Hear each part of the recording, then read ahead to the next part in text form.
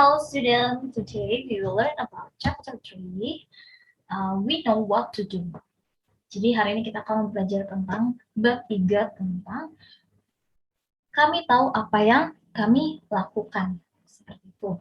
Jadi kali ini kita akan membahas tentang bab 3.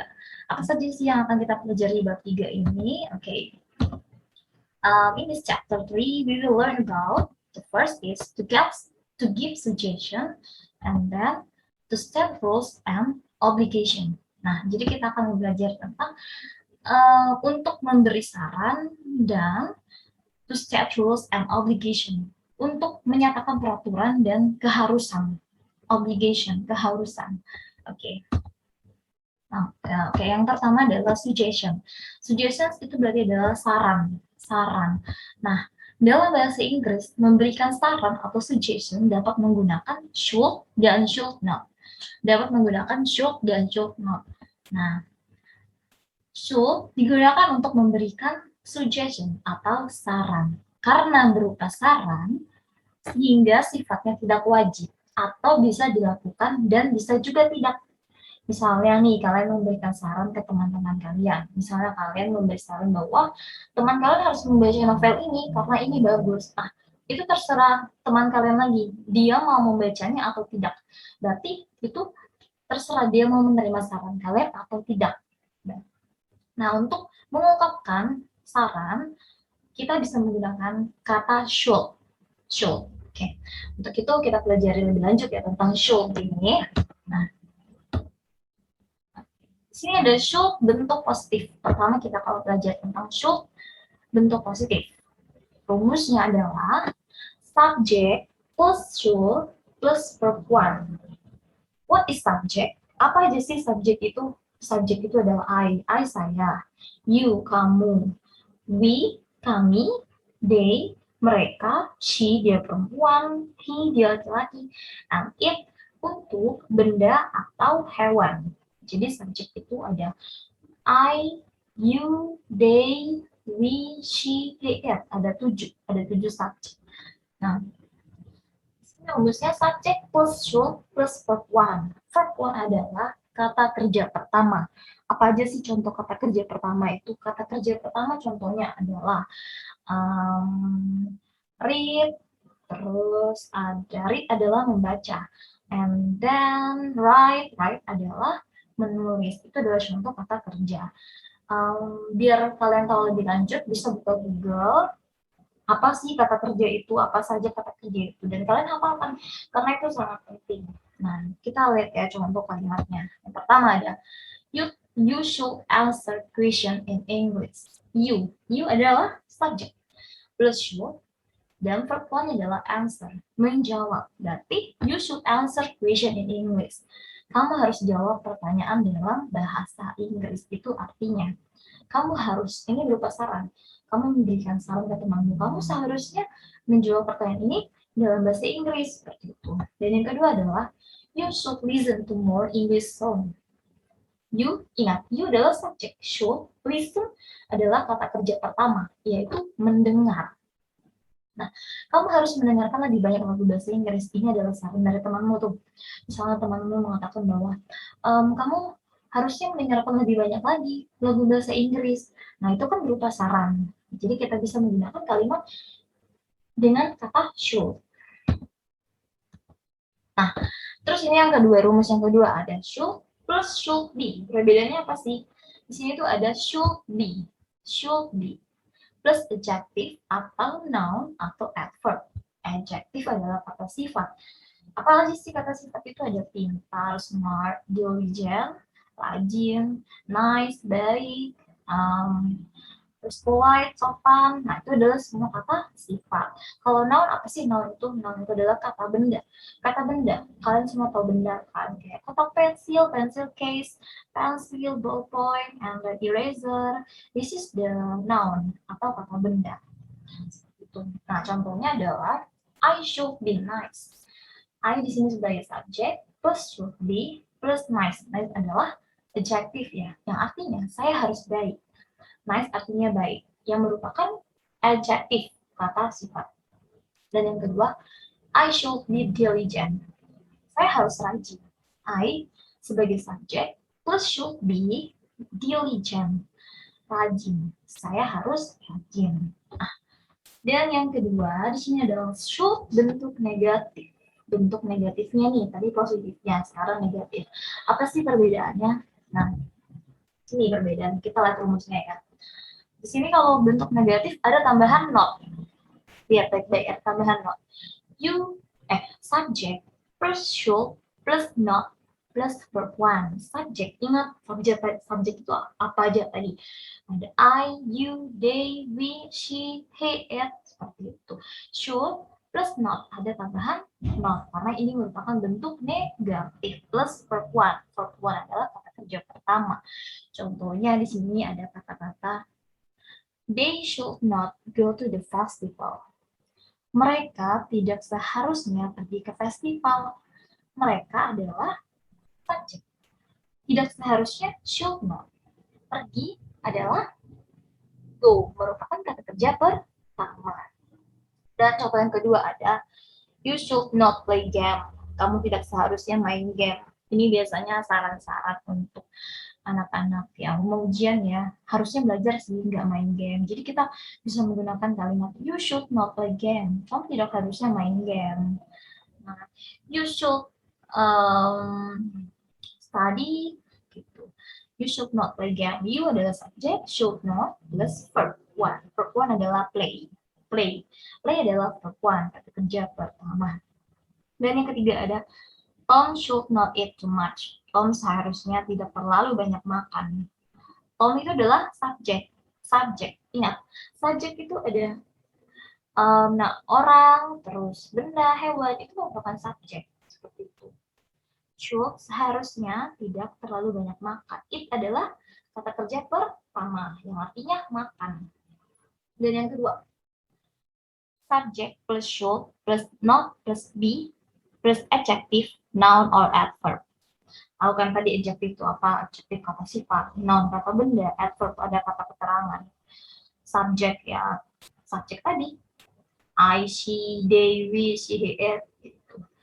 Nah, contohnya ada you should not be ashamed to use English with me. Artinya, kamu seharusnya tidak malu menggunakan bahasa Inggris dengan saya. Jadi di sini kata sifat adalah ashamed, yang artinya malu. You should not be ashamed to use English with me. Kamu seharusnya tidak malu menggunakan bahasa Inggris dengan saya.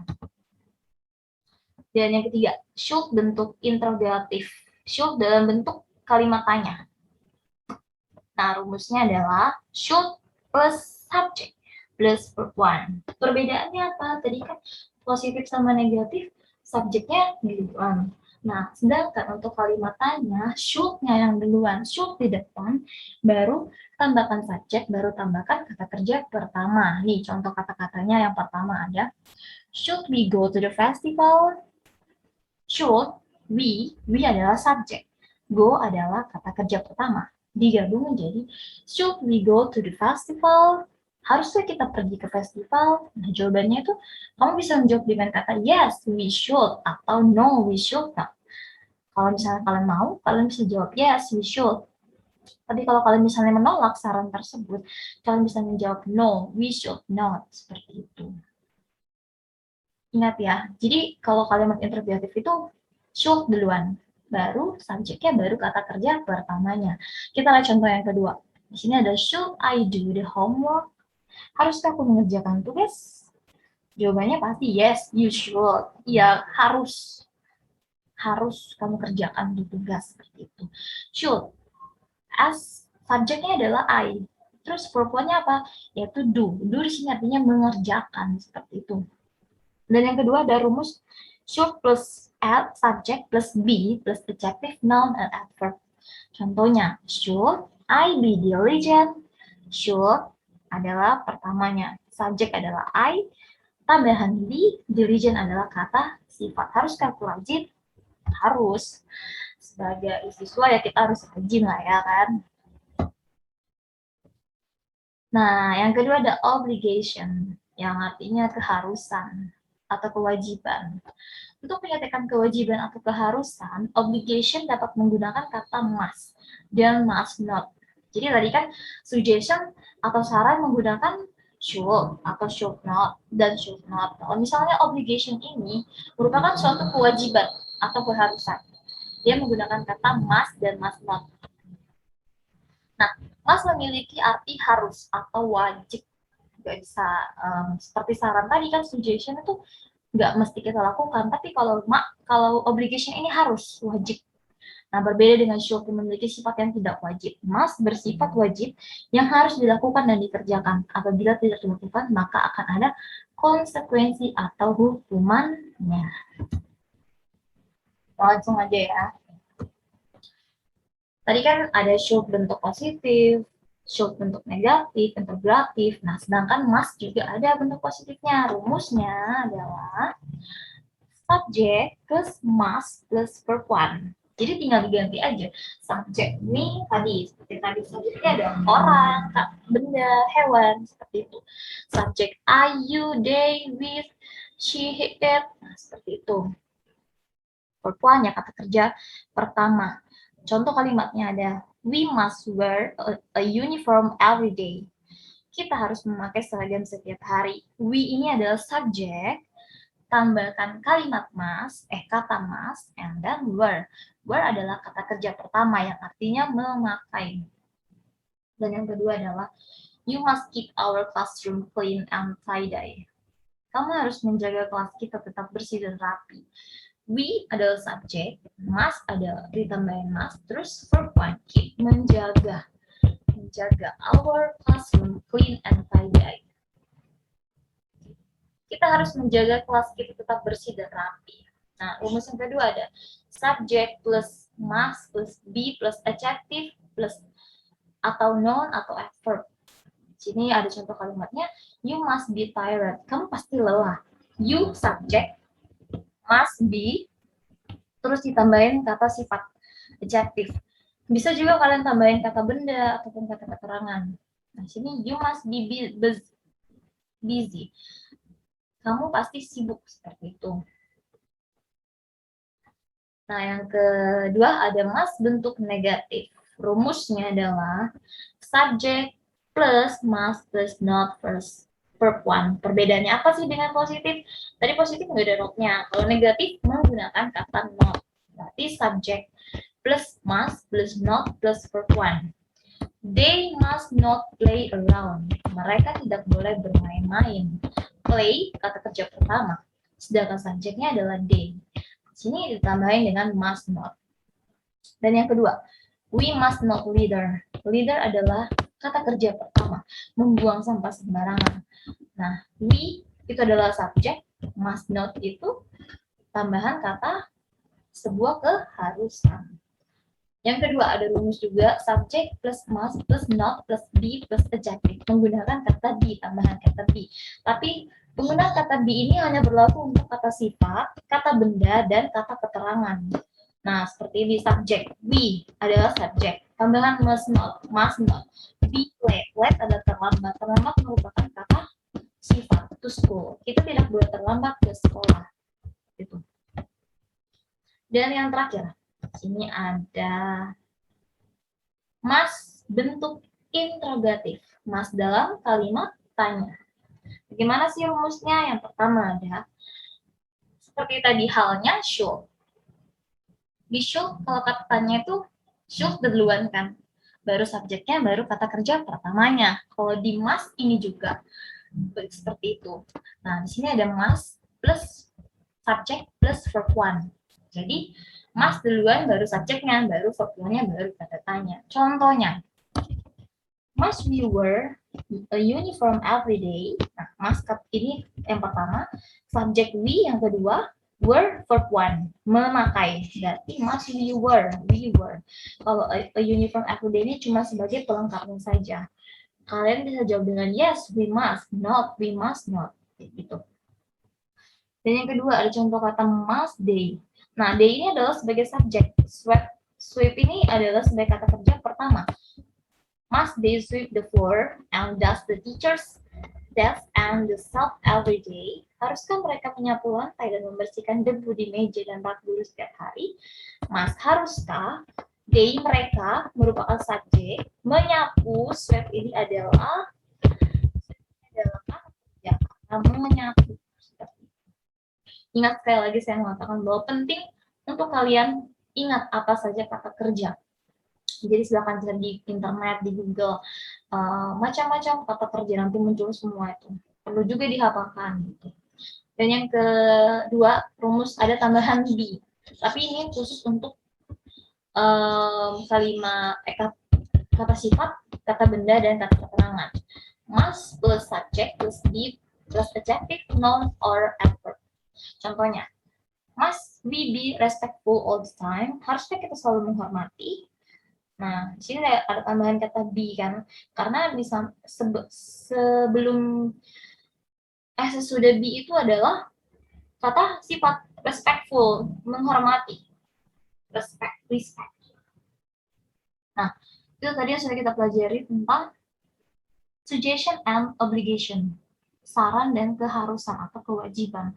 Saran itu sesuatu yang tidak harusnya kita boleh memilih antara kita bisa mengikuti atau tidak. Sedangkan kalau obligation itu merupakan suatu kewajiban, wajib kita laksanakan. Gitu. Ingat, kalau untuk memberi saran, kita harus menggunakan kata should. Kalau kita menyatakan sebuah kewajiban atau keharusan, kita menggunakan kata must. M-U-S-T, must. Nah, kalau misalnya pelajaran kita sudah selesai tentang bab 3 ini. Kalau misalnya ada yang bertanya, silakan ditanyakan di grup atau bisa hubungi saya langsung, atau bisa juga datang ke sekolah saya di sekolah terus setiap hari Senin, Selasa, Rabu, dan Jumat. Ya, seperti itu. Nah, untuk itu, karena kita sudah mempelajari tentang suggestion dan obligation, tentang should, sama tentang must, saya mau memberikan tugas. Nah, ini dia tugasnya. Penugasan. Buatlah 5 kalimat tentang yang pertama, must bentuk positif. Yang kedua, must bentuk negatif. Ketiga, must bentuk interrogatif. Berarti kalian harus membuat masing-masing 5 kalimat. 5 kalimat untuk must bentuk positif. Harus buat 5. Negatif, interrogatif. Terus should bentuk positif juga 5. Jadi masing-masing ada 5. Berarti ada jumlahnya itu ada 5 kalimat, ada 30 kalimat yang harus kalian buat. Saya beri waktu sampai hari Jumat depan. Saya kasihkan waktu sampai hari Jumat depan dikumpulkan. Saya minta kumpulkannya ke sekolah secara offline seperti itu. Jadi bisa saya langsung periksa dan bisa saya langsung jelaskan apa sih yang kurang dari sini, kayak gitu ya. Nah, selesai pembelajaran kita. Terima kasih. Oke, saya harap kalian semua belajar di rumah dan